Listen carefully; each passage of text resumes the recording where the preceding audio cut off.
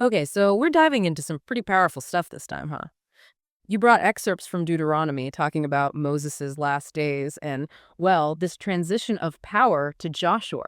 Big shoes to fill. Yeah, it's really something. You're right. It's not just some small thing, handing over the reins. This is leadership on a grand scale. Hmm.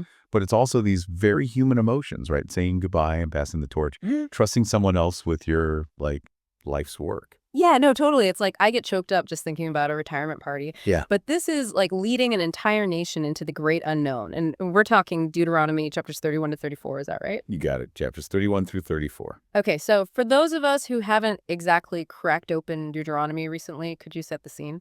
Okay, so picture this. Moses, after 40 years of leading the Israelites through the wilderness, God tells him, you know what? You're not going to be entering the promised land. Oh, wow. Yeah, talk about bittersweets. I'm Like after all that, it's time for new leader Joshua.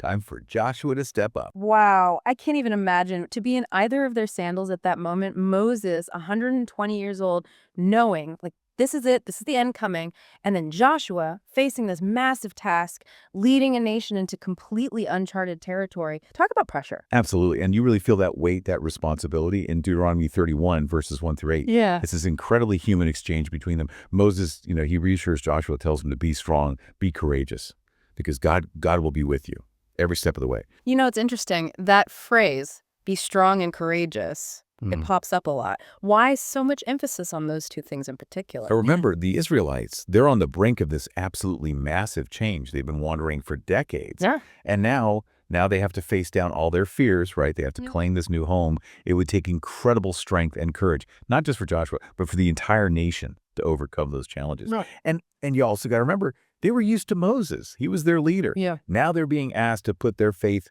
in someone new. Oh, wow. Yeah. You're right. It makes you think about all those leadership transitions, right? How it's never easy being the one who has to step down, knowing their time is ending. But it's a huge challenge for the person taking over, too, especially with a legacy like Moses's. Those words, be strong and courageous. It wasn't just like encouragement, it was like vital for survival. It's like, how do you even begin? How do you prepare a nation for that kind of shift? Well, that's where things get really interesting. Deuteronomy chapter 31, verses 9 through 13.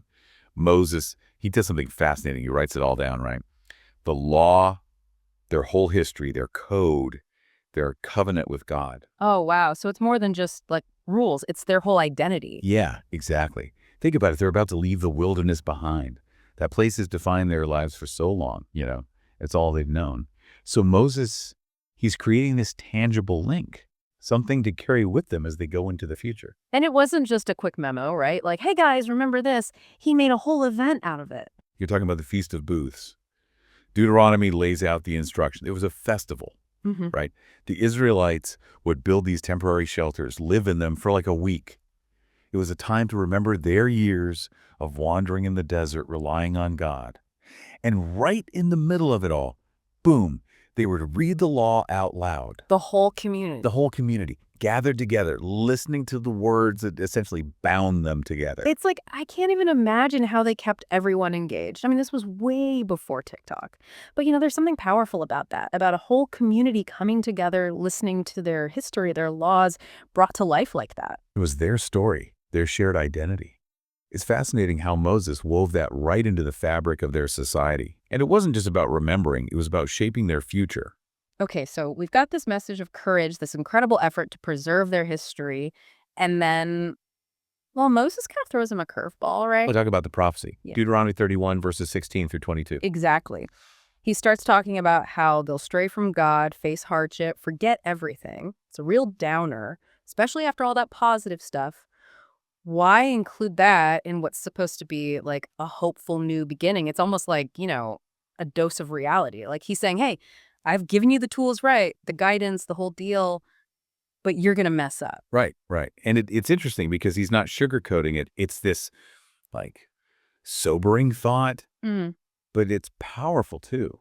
He's acknowledging human nature. We're fickle, we get distracted even when we know better. Oh, for sure. But he doesn't shy away from it. He confronts it head on, warns them about what could happen if they forget their history, their covenant. And he doesn't just say it. He goes all out. puts it into a song. Exactly. Deuteronomy chapter 32, Hmm? the Song of Moses. Yeah, maybe not exactly chart-topping material, but powerful. Absolutely. He's like weaving their entire history, their faith, fears, everything into this epic poem. Okay, but this wasn't just Moses picking up a guitar, right? What was the significance of music, like, in this context? Oh, in ancient Israel, music wasn't just entertainment.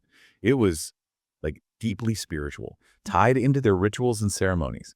Think about it as a song. It stays with you, evokes all those emotions, memories. By creating this song, Moses ensured his message would really stick with them. It's like a tool to help them remember, but also a warning at the same time, like, don't forget this or else. Yeah, and notice how the song itself is structured. It's not all doom and gloom. It shifts, Yeah. you know, between praising God's faithfulness and warning about the dangers of straying. It's that tension, that hope and caution that really defines their whole journey. Man, that's a lot to process. And just when you think it can't get any more intense, it shifts again. Chapters 33 and 34, we see Moses blessing each tribe of Israel right before he dies. It's a really beautiful moment, actually. Even in farewell, he's completely focused on their potential. He blesses each tribe, calls out their unique strengths, urging them to really live up to their destiny. Okay, so we've got courage, we've got preserving history, we've got warnings, blessings. It's like a crash course in leadership, all packed into these final chapters. Yeah. And what's really striking is how Moses, even as he's saying goodbye, he never loses sight of the future. He's setting the stage for them to thrive, even without him. It's really something. So as we wrap up this deep dive into Deuteronomy, what would you say is like the key takeaway here? What makes a good leader according to these passages? Well, it's a lot of things, right? Courage, obviously, vision, a deep respect for history, for tradition. But maybe, most importantly, it's about empowering the next generation, equipping them, inspiring them, and ultimately trusting them to carry things forward. It really makes you think about the legacy we're all building, in our own ways. What will we leave behind? What will people remember us for? Those are the questions, right? And maybe, just maybe, that's the real message of Deuteronomy, that leadership. It's not about the time we spend in the spotlight. It's about the impact we have on the generations that come after us. Welcome to Charlie and Mia's podcast. We're embarking on an exciting journey to read through the entire Bible in just 1 year. Every day, we dive into Scripture, exploring its meanings and how it applies to our lives today. We invite you to join us on this incredible adventure of learning and discovery. Don't forget to subscribe to our channel so you never miss an episode.